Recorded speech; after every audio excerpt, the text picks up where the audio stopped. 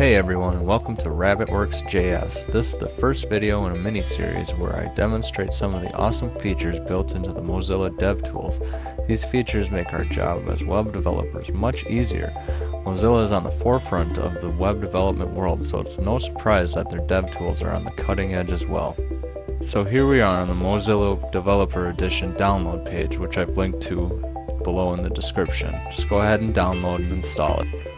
So once that's finished installing, you can load up your favorite website, and then you can simply open up the Devtools by right-clicking and hitting Inspect Element, or you can also toggle it with F12. And right away you already see the power of the Mozilla Devtools. It's got what you're used to, the inspector, console, debugger, and it's also got an awesome style editor. It's got a JavaScript scratch pad. That's hard to say. And it's also got a lot of other features that we'll go over later on. Alright, we're gonna do it in this video. Thank you for watching. This video is gonna be a part of a mini series on the Mozilla Devtools brought to you by RabbitWerks JavaScript.